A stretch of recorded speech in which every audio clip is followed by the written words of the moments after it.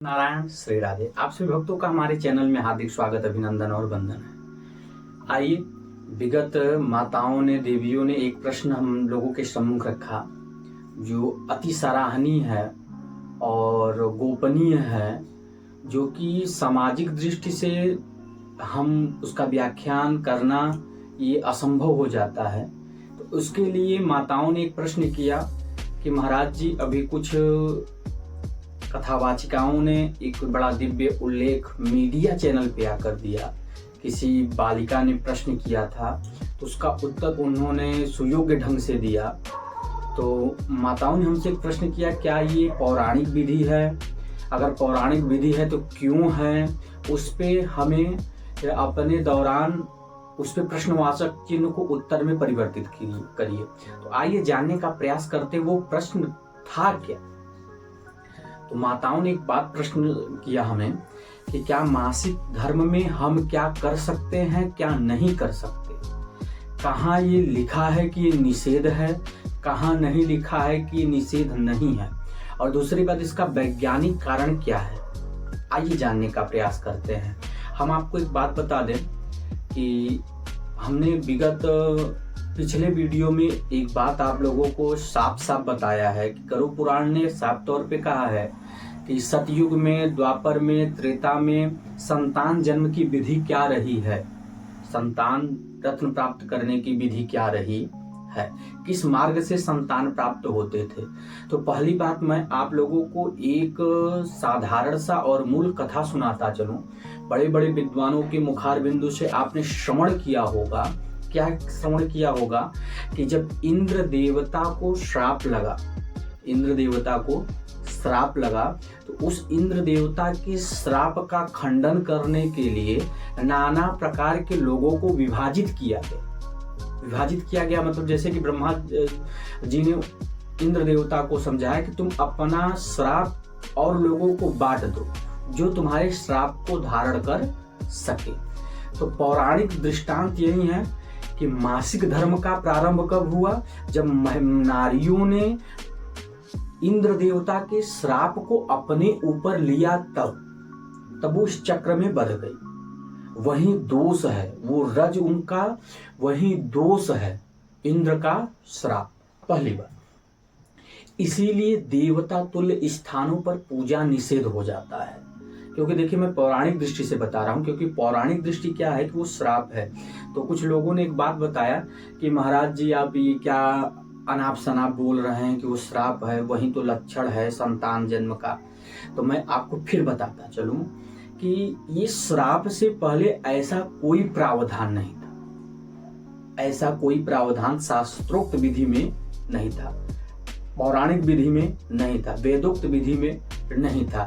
आप वैज्ञानिक तर्क पे लेकर जाएंगे तो विज्ञान आज से सतयुग, द्वापर, त्रेता का खोज करने में उसको कई जीवन लग जाएंगे।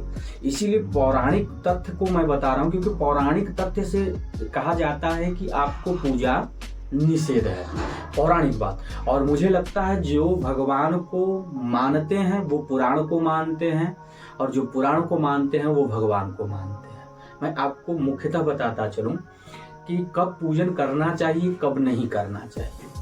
तो पुराण कहता है कि आपके रक्त दर्शन समाप्त होने के 2 दिन के बाद आप पूजन के योग्य हो जाते हैं। ठीक, साफ तौर पे कहता है, चाहे 4 दिनों में रक्त दर्शन समाप्त हो जाए, चाहे 7 दिनों में, चाहे 11 दिनों में, लेकिन जब आपके रक्त दर्शन समाप्त हो जाएंगे उसके दूसरे दिन आप शुद्ध होंगे और नाना प्रकार के विधि विधान से आप भगवान के पूजन में और शुभ कार्यों में अग्रसर हो सकते हैं। दूसरी बात कि लोगों ने कहा, महाराज क्यों नहीं पूजन करना चाहिए। मैंने पहले ही कहा कि वो रक्त श्राप है। श्राप का दर्शन करने के बाद भगवत दर्शन करना अशुभ माना जाता है, अशुभ फल प्रदान करने वाला होता है। तो लोगों ने कहा तो ये तो माताओं के ऊपर जाती नहीं हुई। देखिए, किसी के श्राप का विभाजन कर लेना ये बहुत बड़ी बात होती है, बहुत बड़ी बात होती है। माताओं के अंदर इतनी शक्ति थी, इंद्रदेव पूरे दुनिया पे भ्रमण किए, लेकिन उनके श्राप को केवल 5 लोगों ने धारण किया, जिसमें से माताओं ने सर्वप्रथम धारण किया। तो ये उनके अंदर तेज है, उनके अंदर ये गुणवत्ता है कि किसी के श्राप का विभाजन भी कर सकती है। इसीलिए शास्त्रोक्त विधान है कि अगर पति अयोग्य हो तो पत्नी के कर्म से वो योग्य हो सकता है। ये उनकी कर्म की गुणवत्ता है, ये उनके कर्म है। तो लोगों ने पूछा महाराज इसमें क्या क्या नहीं करना चाहिए। तो देखिए हम आपको एक बात बताते हैं कि जब वास्तु मंडल आप खोलेंगे, वास्तु के विधान में हम लेकर चलें तो वास्तु के मंडल में प्रसूति कक्ष होता है, प्रसूति कक्ष होता है। तो पुराण तो कहता है कि जब तक रक्त दर्शन हो उस कक्ष में जाकर महिला को स्थायी कर देना चाहिए, उनका खान पान वैभव सब वहां हो जाना चाहिए। तो कई लोगों ने कहा महाराज ये तो उनके साथ अपराध है। क्यों? क्योंकि आपका कहना है कि उनको एक रूम में 7 दिन के लिए 4 दिन के लिए बंद कर दिया जाए, उनको उसी जगह भोजन दिया जाए, उनसे कोई स्पर्श न हो, वो किसी चीज को स्पर्श न करे, भोजनालय में न जाएं। ये पौराणिक विधि है कि उस समय भोजनालय में नहीं जाना चाहिए, खाद्य पदार्थ को स्पर्श नहीं करना चाहिए, क्योंकि जो चीज स्पर्श हो जाएगा उसको पंचगव्य से शुद्ध करना पड़ता है। तो लोगों ने कहा महाराज जी ये तो जाति हो गई। देखिए मैं एक बात बताऊं, वैज्ञानिक दृष्टि में आपको बताता चलूं, इस समय उनकी अवस्था रोगावस्था में मान्य होती है और रोगावस्था में उस समय उनके शरीर की क्रियाएं शून्य हो जाती हैं। तो पुराण ने इसलिए कहा कि उनको 4 दिन 7 दिन आराम करना चाहिए, क्योंकि उससे उनके बल का क्षय नहीं होगा, उनके बल का क्षय नहीं होगा, उनके शरीर में रोगों का प्रवेश नहीं होगा। मैं आपको एक बात बताता चलूं, आयुर्वेद कहता है उस समय अगर आप बलपूर्वक कार्य कर रहे हैं तो आप रोगी हो जाएंगे।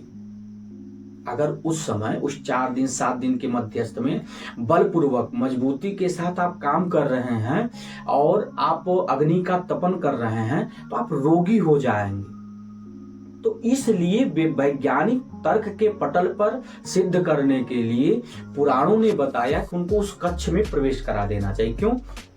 क्योंकि पूजा स्थल पे लिखा जाता है कि घर में आए हुए आचार्य उनका दर्शन न करें, किसी घर के गार्जियन का जल स्पर्श न हो, किसी के मार्ग में अगर वो दर्शन दे दे तो वो कार्य शुभ नहीं होता। तो ये सब चीज नाना प्रकार के लक्षण हैं। इसीलिए पुराणोक्त विधि से यही है कि जब तक दर्शन होगा तब तक आपको पूजा पाठ नहीं करने। अच्छा, उसमें एक बात मुख्य रही कि लोग कहते हैं कि महाराज जी उस समय आपको अचार नहीं छूना चाहिए, कोई खटाई नहीं छूना चाहिए, रोटी नहीं सेकना चाहिए। कुछ लोगों ने बताया कि रोटी सेकने पर उसका रंग बदल जाता है, लाल हो जाता है। इस रंग बदलने का तो प्रावधान हमने नहीं जाना है, लेकिन कुछ लोगों ने कहा कि आचार वाचार क्यों नहीं छूना चाहिए। पहली बात मैं आपको बताता चलूं, कभी किसी का दुर्घटना हो जाता है तो आप लोगों ने सुना होगा, जैसे किसी का पैर फ्रैक्चर हो जाए या फिर कहीं मार्ग में दुर्घटना ग्रसित हो जाए और रक्त बहने लगे, तो सबसे पहले लोग कहते हैं कि इनको जल पिलाना बंद कर दीजिए, इनका जल पीना रोक दिया जाता है। क्योंकि मैं उसका भुक्तभोगी हूं इसलिए मैं बता रहा हूं आपको, क्योंकि जब दुर्घटना होता है रक्त का बहाव प्रारंभ होता है तो डॉक्टरों ने भी मना कर देते हैं कि इनको जलपान मत कराइए, क्योंकि मैं 12 घंटे भुक्तभोगी हूं, 12 घंटे मैं भुक्तभोगी हूं। इसीलिए पुराण कहता है कि अगर आप आचार्य के पास जाएंगे तो आपका मन खाने को कहेगा, और जब आप खटाई उस अवस्था में खाएंगे तो रक्त का दर्द जो है वो दुगना तेजी से बढ़ेगा। ये चरक संहिता कहता है। क्यों? क्योंकि आपने कभी कभी सुना होगा कि ज्यादा खटाई खा लेने से वंश फट जाता है, नाकों से रक्त निकलने लगते हैं, वो कोशिकाओं को शून्य कर देते हैं, जिससे कि रक्त का स्राव अधिक बढ़ने लगता है। इसीलिए पुराणोक्त विधि से उन्होंने आपको बचाने के लिए एक टोटका बता दिया कि अगर आप अचार को छुएंगे तो खराब हो जाएगा। उन्होंने आपके फायदे के लिए, क्योंकि मैंने बताया ना कि अगर आपको विज्ञान अपने तरीके से कुछ चीज बताएगा तो उसमें अपना नाम जोड़ेगा, अगर कोई डॉक्टर अपने अनुसार बताएगा तो उसमें अपने डॉक्टरी को अलग से जोड़ेगा। पुराण अगर आपको कोई सांकेतिक दृष्टि से आपको सुरक्षित करना चाहता है तो अपने सांकेतिक दृष्टि से समझाएगा। तो पुराण अपने सांकेतिक दृष्टि से समझा रहे हैं। अच्छा, मुख्य बात माताओं ने पूछा हमसे कि महाराज जी शनिवार के दिन बाल क्यों नहीं धुलते। इसका बाल शनिवार के दिन क्यों नहीं धुलते? तो मैं आपको पुराणोक्त बात बताता सर चलूं। शनिवार के ही दिन माताओं ने उनके श्राप को धारण किया था, इसीलिए शनिवार का त्याग कर दिया जाता है। और रविवार और मंगलवार को क्यों धुलना अनिवार्य कर देते हैं लोग कि हर दिनों में रविवार और मंगलवार को धुल सकते हैं? तो इस दिन के देवता उनके श्राप का कटाक्ष करते हैं। सबसे बड़ी बात है, इस दिन के देवताओं ने उन माताओं को आशीर्वाद दिया था कि इस समय अगर आप केशों को धुलकर अपने आप को अशौच से शुद्ध करती हैं तो उस दिन के देवता आपके ऊपर कृपा बनाते हैं, जिससे संतानोत्पत्ति में और आपके दर्द में, स्त्राव में सुख प्राप्त होता है। अर्थात वो चीज कम और सुखद पूर्वक आपको फल प्रदान करता है। इस दिन के देवताओं ने आशीर्वाद दिया, क्योंकि माताओं ने जिस समय लिया उस दिन सूर्य नारायण भगवान ने उनके तेज को क्षय करते हुए देखा। क्यों? क्योंकि जब देखा कि माताओं ने श्राप को धारण किया तो उनके तेज क्षय होने लगे, तब सूर्य नारायण भगवान ने उनको तेजोत्पत्ति की, अर्थात उनके तेज में कोई क्षीण ना हो, उन्होंने आशीर्वाद दिया। और मंगलवार के दिन माता ने आशीर्वाद दिया था, माता रानी अम्बा ने, अर्थात चंडिका जिसको बोलते हैं। जो नवरात्र में आप जिन देवी की पूजा करते हैं मूर्तियों की, उन माता ने, चंडिका देवी ने नारियों को आशीर्वाद दिया। इसलिए ये 2 दिन शुभ माने जाते हैं केश धुलने के लिए। और विशेषतः लोगों ने कहा कि महाराज इसमें क्या नहीं किया जा सकता, क्या किया जा सकता है? तो भगवान ने कहा इस समय भी आप नाम संकीर्तन कर सकती हैं, इस समय अपने नवजात बच्चे का भरण पोषण भी कर सकती हैं।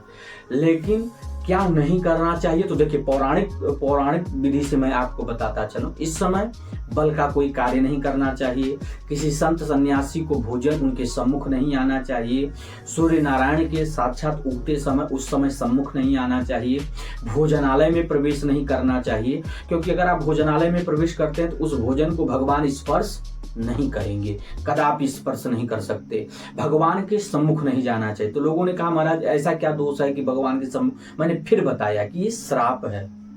दूसरी बात, लोगों ने कहा स्पर्श किया जा सकता है।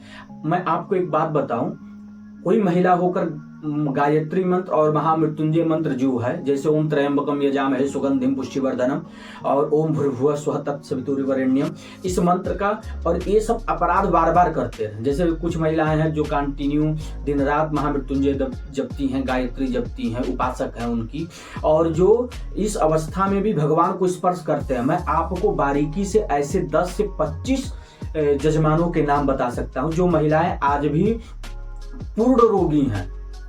पूर्ण रोगी मतलब मृत्यु के काल के गाल से बचकर सम्मुख आई हुई है। धर्म की बात है, इसीलिए धर्म की पटल पे लेकर चलता हूं कि अच्छा इस समय भगवान का सेवा करना क्यों नहीं चाहिए। तो आपको एक बात बताऊं, वैज्ञानिक नहीं, मैं अपने चरक संहिता का योग बता रहा हूं। जिस मुद्रा में बैठकर भगवान की उपासना की जाती है उस समय उस मुद्रा में बैठने का अधिकार नहीं है। क्यों नहीं है? चरक संहिता कहता है वो मुद्रा में बैठकर आपकी उपासना करने से आपके जीवन में गर्भ से संबंधित रोग उपस्थित हो। उस मुद्रा का दोष, जिस मुद्रा में बैठकर हम पूजन को करते हैं। इसीलिए मैं निवेदन करना चाहता हूं सभी माताओं से कि बचिएगा पूजन करने से पहले। तो लोगों ने पूछा महाराज कब पूजा कर सकते हैं? तो साधारण बात, जब रक्त दर्शन समाप्त हो जाए तो उसके दूसरे दिन पूजा कर सकते हैं। तो लोगों ने पूछा कहाँ लिखा है? तो देखिए मैं सुंदर सा एक छोटा सा पुस्तक बताऊं, सत्यास प्रकाश, माननीय दयानंद सरस्वती जी ने इसको लिखा है। मैं पुस्तकों का अतिशय प्रेमी हूं, जो अच्छा लिख दे उसकी बातों पे अमल हो जाइए। इनकी पुस्तक को पढ़िएगा। अग्नि पुराण में बस थोड़ा सा झलक है, स्कंद पुराण में पूर्ण झलक है, श्रीमद् देवी भागवत महापुराण में बृहद वर्णन है, और इंद्रजाल के रूप में भगवान ने महाभारत में इसका सबसे बड़ा उल्लेख किया है। इसका सबसे बड़ा उल्लेख किया है। उस दिन आपके सम्मुख भगवान नहीं आ सकते, उस दिन आपके पीछे ही भगवान आपको मुक्त प्रदान कर सकते हैं। तो लोगों ने कहा महाराज ये दोष कहाँ कहाँ नहीं लगता? तो भगवान ने बताया कि ये दोष अगर आप इसी समय योग माया से पूजन में बैठी हुई हैं।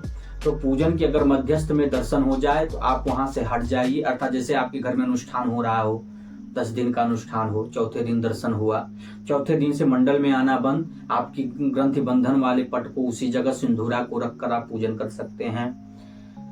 और विशेषतः जैसे कि लोगों ने पूछा, महाराज जी अगर वैवाहिक जिस कन्या का विवाह होना हो, अगर उस समय दर्शन प्राप्त हो और उस दिन विवाह का योग हो, उस दिन बारात आनी हो और उस कन्या का विवाह होना हो, तो तब क्या किया जाए? तब विवाह नहीं किया जा सकता। तो साफ तौर पे महाभारत कहता है कि इसमें कोई दोष नहीं लगता। उस समय वो केवल कुछ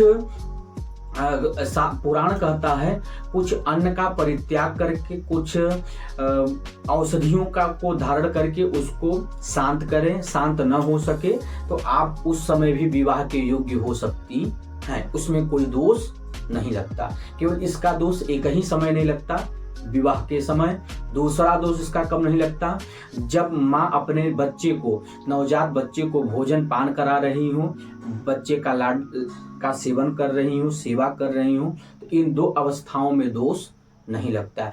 या फिर तीसरा दोष कब नहीं लगता? जब पूरे खानदान में कोई न हो, केवल महिला हो और उस समय किसी का मृत्यु हो जाए, आस पड़ोस गांव घर गुरु पुरोहित ये लोग न हो, तब भी उस महिला को दाह संस्कार के लिए पुराण आदेश प्राप्त कराता है।